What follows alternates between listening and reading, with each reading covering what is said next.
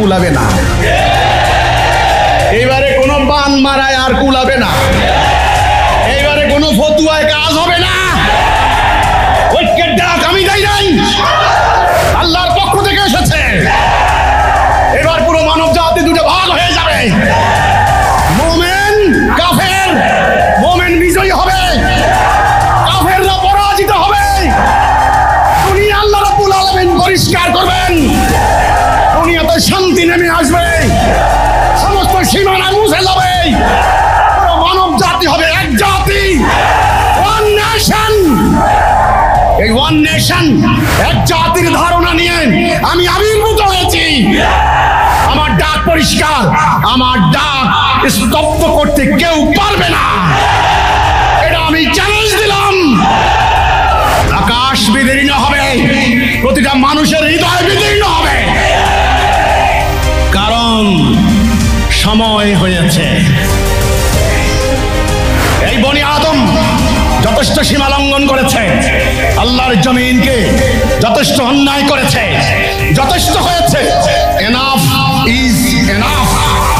এইবার আল্লাহ রশি টান দিয়েছেন, রশি টান দিয়েছেন বলেই আমার সামনে বসে আছে সব বিপ্লবী জনতা, নাঙ্গা জনতা, কৃষক শ্রমিক জনতা।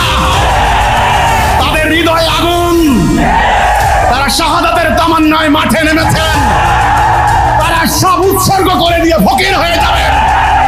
একটা টুকরা ইটের আশা এরা কেউ করে না। এই বাহিনীকে মোকাবেলা করার হিম্মত দুনিয়ার কারো নাই। কোন ধর্ম ব্যবসায়ী আমার বিরুদ্ধে ফতোয়া দিয়ে কোনো লাভ নাই। তোমাদের এই মিথ্যা ফতোয়া দাঁড়ি না, তোমাদের এই বানানো হারাম হালাল মানি না। আমরা কার হালাল হারাম মানবো? হারাম হালাল কে দিয়েছেন? তোমাদের বানানো মিথ্যা হারাম হালাল আমরা আর মানি না।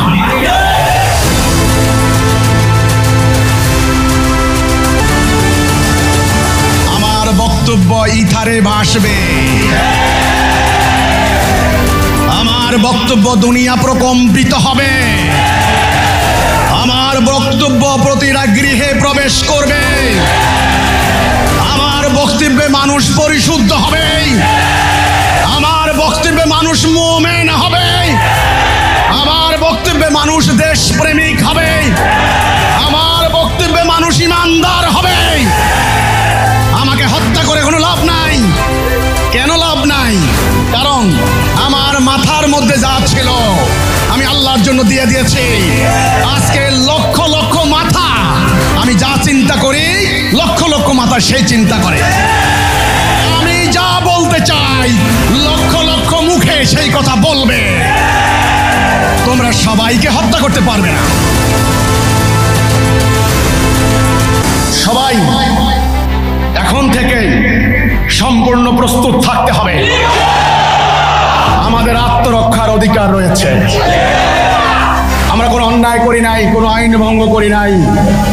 বাংলাদেশের কোনো সরকার, কোনো গোয়েন্দা সংস্থা বলতে পারবে না। আমার বাড়িতে হামলা হয়েছে, কোনো বিচার পাই নাই। আমার ভাইদেরকে হত্যা করা হয়েছে, কোনো বিচার পাই নাই। এইবার আমরা দাঁড়িয়েছি, এই অত্র অঞ্চলে আমাদের 42টি প্রকল্প জাতির জন্য, মানুষের জন্য করেছি। আমাদের মসজিদ, আমাদের কল কারখানা, ইন্ডাস্ট্রি, ফ্যাক্টরি, আমাদের শিল্প প্রতিষ্ঠান, আমাদের স্কুল কলেজ, আমাদের মাদ্রাসা, আমাদের সমস্ত কিছু, আমাদের ভবিষ্যৎ, আমাদের সন্তানাদি, তাদের জীবনের জন্য, এগুলি রক্ষার জন্য আমাদের আত্মরক্ষার কি অধিকার নাই?